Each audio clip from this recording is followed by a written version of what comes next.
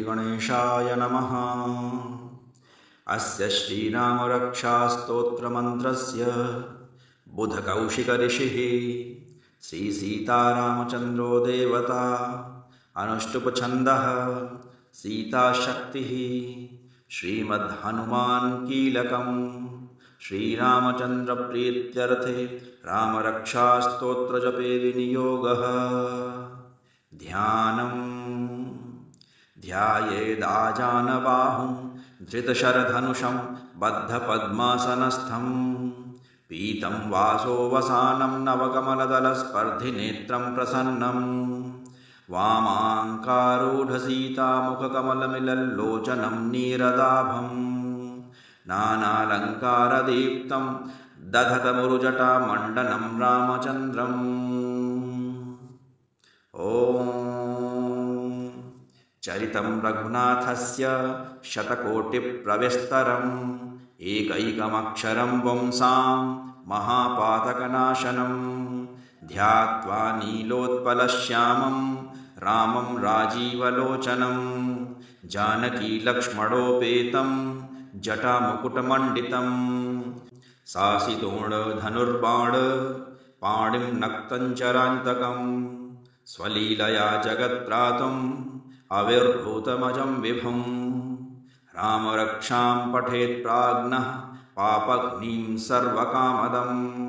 शिरो मे राघवः पातु भालं दशरथात्मजः कौशल्येयो दशौ पातु विश्वामित्रप्रियश्रुति घ्राणं पातु मखत्राता मुखं सौमित्रिवत्सलः जिह्वां विद्यानिधिः पातु कण्ठं भरतवन्दितः स्कन्धौ दिव्यायुधः पातु भुजौ भग्नेशकार्मुकः करौ सीतापतिः पातु हृदयं जामदग्नजित् मध्यं पातु खरध्वंसी नाभिं जाम्बवदाश्रयः सुग्रीवेशः कटी पातु सक्थिनी हनुमत्प्रभुः पुरूरघोत्तमः पातु रक्षः कुलविनाशकृत् जानुनी सेतुकृत् पातु जङ्घे दशमुखान्तकः पादौ विभीषणश्रीदः पातु रामोऽखिलं वपुः एतां रामबलोपेतां रक्षां यः सुप्रतिपठेत् सश्चिरायुः सुखी पुत्री विजयी विनयी भवेत् पातालभूतलव्योम चारिणश्छद्मचारिणः न द्रष्टुमपि शक्तास्ते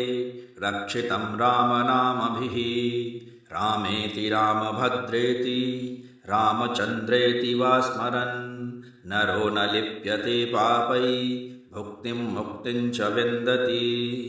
जगज्जयित्रैकमन्त्रेण रामनाम्नाभिरक्षितं यः कण्ठे धारयेत्तस्य करस्थाः सर्वसिद्धयः वज्रपञ्जरनामेदं यो रामकवचं स्मरेत् अव्याहताग्नः सर्वत्र लभते जयमङ्गलम्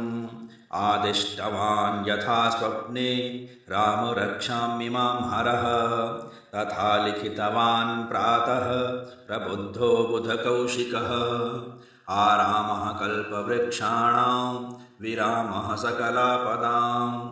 अभिरामस्त्रिलोकानां रामः श्रीमान् सनः प्रभुः तरुणौ रूपसम्पन्नौ सुकुमारौ महाबलौ पुण्डरीकविशालाक्षौ चीरकृष्णाजिनाम्बरौ फलमूलाशिनौ दान्तौ तापसौ ब्रह्मचारिणौ पुत्रौ दशरथैस्यैतो भ्रातरौ रामलक्ष्मणौ शरण्यौ सर्वसत्त्वानां श्रेष्ठौ सर्वधनुष्मतां रक्षः कुलनिहन्तारौ त्रायेतां नो रघुत्तमौ आत्तसज्जधनुषा विशुस्पृशा वक्षया शुगनिषङ्गसङ्गिनौ रक्षणाय मम रामलक्ष्मणा वग्रतः पथि सदैव गच्छताम् सन्नद्धः कवची खड्गी चापबाणधरो युवा गच्छन्मनोरथोऽस्माकं रामः पातु स लक्ष्मणः रामो दाशरथिः शूरो लक्ष्मणानुचरो बली काकुत्स्थः पुरुषः पूर्णः कौसल्येयो रघुत्तमः वेदान्तवेद्यो यज्ञेशः पुराणपुरुषोत्तमः जानकीवल्लभः श्रीमान् अप्रमेयपराक्रमः इत्येतानि जपन्नित्यं मद्भक्तश्रद्धयान्वितः अश्वमेधाधिकं पुण्यं सम्प्राप्नोति न संशयः रामं दूर्वादरश्यामं पद्माक्षं पीतवाससं स्तुवन्ति नामभिर्दिव्यै न ते संसारिणो नरा रामं लक्ष्मणः पूर्वजं रघुवरं सीतापतिं सुन्दरं काकुत्स्थं करुणार्णवं गुणनिधिं विप्रप्रियं धार्मिकं राजेन्द्रं सत्यसन्धं दशरथतनयं श्यामलं शान्तमूर्तिं वन्दे लोकाभिरामं रघुकुलतिलकं राघवं रावणारिं रामाय रामभद्राय रामचन्द्राय वेधसे रघुनाथाय नाथाय सीतायाः पतये नमः श्रीराम राम रघुनन्दन राम राम श्रीराम राम भरताग्रज राम राम श्रीराम राम रणकर्कश राम राम श्रीराम राम शरणं भव राम राम श्रीरामचन्द्रचरणौ मनसा स्मरामि श्रीरामचन्द्रचरणौ वचसा गृणामि श्रीरामचन्द्रचरणौ शिरसा नमामि श्रीरामचन्द्रचरणौ शरणं प्रपद्ये